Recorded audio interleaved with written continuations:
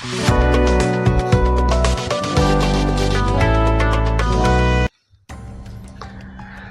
दिल्ली की सड़कों पर जब भी तेल की कीमतें बढ़ती हैं या फिर मिडिल ईस्ट में जब भी कोई युद्ध की नई चिंगारी भड़कती है, तो इसका असर सबसे पहले भारत की अर्थव्यवस्था पर पड़ता है।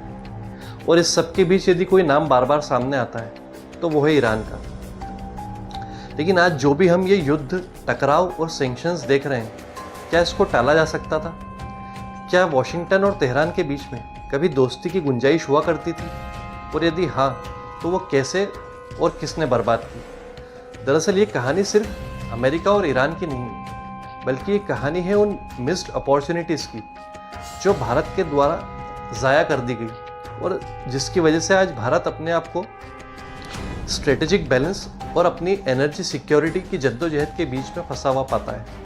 दरअसल इस कहानी की शुरुआत होती है 1953 से, जब अमेरिका और ब्रिटेन मिलकर ईरान के अंदर एक डेमोक्रेटिक तरीके से चुनी हुई सरकार के प्रधानमंत्री, जिसका नाम मोसादिक हुआ करता था, उसको सत्ता से बेदखल कर देते हैं। और वो भी सिर्फ इसलिए कि उन्होंने वहाँ की ऑयल कंपनीज़ को नेशनलाइज कर दिया था और मोसादिक की जगह एक तानाशाह को वहाँ पर सत्ता की चाबी सौंप देते हैं। लेकिन यदि उस समय अमेरिका ऑटोक्रेसी की जगह यदि डेमोक्रेसी को चुनता, तो आज ईरान भारत का सबसे बड़ा स्ट्रेटेजिक पार्टनर होता।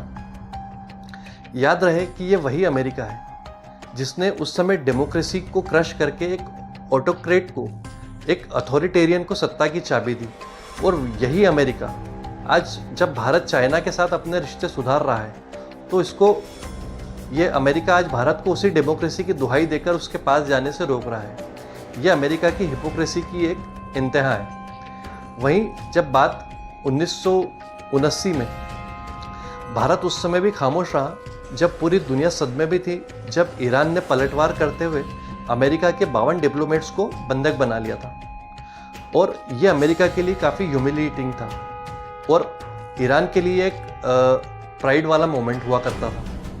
दरअसल यही वो समय था जब तेहरान ने वॉशिंगटन को अपना खुले तौर पर दुश्मन बना लिया और इसी के बाद अमेरिका ने ईरान को एक्सिस ऑफ एविल के अंदर शामिल कर लिया।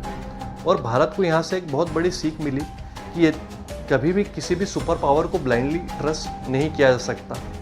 और यदि उस समय भारत को ये भी समझ में आया कि तेहरान जैसे प्लेयर को इग्नोर करना भारत के लिए कितना महंगा पड़ सकता है। दरअसल इसके बाद 1980 के अंदर अमेरिका ने सद्दाम हुसैन को सपोर्ट किया और इराक और ईरान की बीच में एक सीधी वॉर ओपन करवा दी। और अमेरिका ने खुले तौर पर सद्दाम हुसैन को सपोर्ट किया और इराक को बेपनाह सप्लाई वेपन्स की प्रोवाइड करी, जिसके बदौलत इराक जो है उसने ईरान को क्रश कर दिया और ईरान यहाँ से और ज़्यादा कमज़ोर होता चला गया। और यहीं से जो है एंटी अमेरिकन सेंटिमेंट्स जो है वो अपने परवान चढ़ने लगे। और 1980s में यदि यूएस न्यूट्रल रहता, तो शायद ईरान जो है वो इस पूरे रीजन में एक स्टेबलाइज़र के तौर पर उभर सकता था। लेकिन भारत यहाँ पर वही नॉन अलाइनमेंट जो है उसका इस्तेमाल करके भारत ने दोनों के साथ अपने रिश्ते बनाकर रखने की कोशिश करी। और इसी दौरान वॉशिंगटन और तेहरान के बीच में जो खाई थी अविश्वास की, वो इतनी ज़्यादा गहरी हो गई जो आज तक नहीं भरी। लेकिन इन सब के बाद आई एक ऐसी रात जिसमें एक मिसाइल ने सब कुछ बदल कर रख दिया। दरअसल 1988 के अंदर यूएस नेवी की तरफ से एक गलती से एक मिसाइल छोड़ दी गई, जिसने ईरान की एक पैसेंजर फ्लाइट के ऊपर स्ट्राइक कर दी और उसको नष्ट कर दिया, जिसमें ईरान के 290 पैसेंजर्स की मौत हो गई। ये ईरान के लिए कभी न भरने वाला घाव था।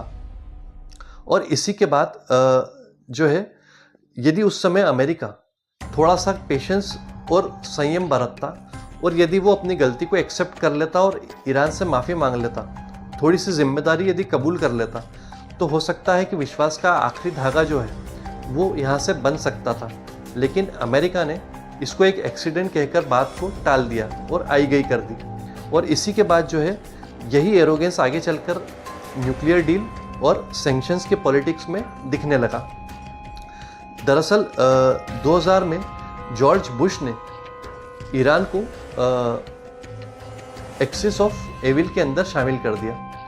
और भारत ने देखा कि कैसे तेहरान का जो आइसोलेशन हुआ और उसके ऊपर जो सैंक्शंस की भरमार कर दी गई, उससे भारत का जो चाबहार पोर्ट का जो सपना था और उसकी जो एनर्जी रिक्वायरमेंट को फुलफिल करने का भारत और सस्ती गैस पाइपलाइन का जो सपना भारत देख रहा था, वो इन सैंक्शंस के बाद चकनाचूर हो गया। लेकिन वहीं पर चाइना ने बेल्ट एंड रोड इनिशिएटिव्स के ज़रिए अपनी एक्टिव डिप्लोमेसी से ईरान को अपने ऑर्बिट में ले लिया और धीरे धीरे ग्वादर को फुल्ली फंक्शनल करके चाइना तरक्की की सीढ़ियाँ चढ़ता गया। इसके बाद 2015 में जब बराक ओबामा ने एक ईरान और अमेरिका को एक टेबल पर बिठाया और एक न्यूक्लियर डील साइन की, उसके बाद भारत की थोड़ी सी उम्मीदें जागी कि शायद उसके एनर्जी रिक्वायरमेंट्स की जो सपना भारत देख रहा था सस्ती ऑयल इंपोर्ट्स का, वो पूरा हो सकता था। लेकिन ये सपना 2018 में धराशायी हो गया जब डोनाल्ड ट्रंप ने आकर उस डील को कैंसिल कर दिया जो बराक ओबामा ने ईरान के साथ साइन की थी। और इस बीच जो है भारत पिछड़ता चला गया ग्वादर में, चाबहार में, और चाइना ने जो है ग्वादर में अपनी नींव मजबूत कर ली। और यदि डोनाल्ड ट्रंप उस डील को कैंसिल नहीं करते तो हो सकता है आज चाबहार जो है वो ग्वादर को काफ़ी पीछे छोड़ चुका होता और भारत भी शायद एक सुपर पावर बन सकता था। इसके बाद आता है 2020, जब अमेरिका ने ईरान के एक टॉप मिलिट्री कमांडर को असैसिनेट कर दिया। और ये ईरान के लिए एक नेशनल इंसल्ट का मोमेंट था। और उसके बाद उन दोनों के बीच, अमेरिका और ईरान के बीच एक ऐसी घाई क्रिएट हो गई जो शायद अब कभी नहीं भरी जा सकती। लेकिन इंटरनेशनल पॉलिटिक्स में कुछ भी जो है परमानेंट नहीं होता। वहीं इन सब के बीच आज हालत ये है कि ईरान पूरी तरीके से चाइना की बाहों में है।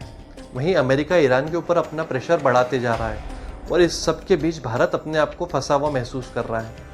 और हर वो रास्ता जो भारत पहले चुन सकता था वो आज बंद हो चुका है।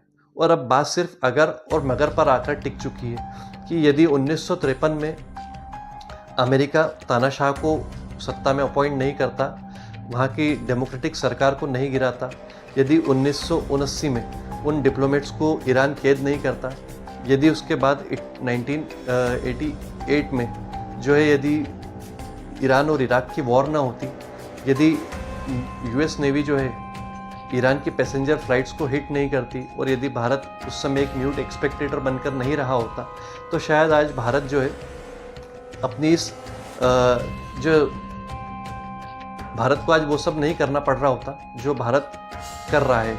और भारत आज वही कर रहा है जो भारत हमेशा से करता आया है, यानी कि सिर्फ एक्ट ऑफ बैलेंस।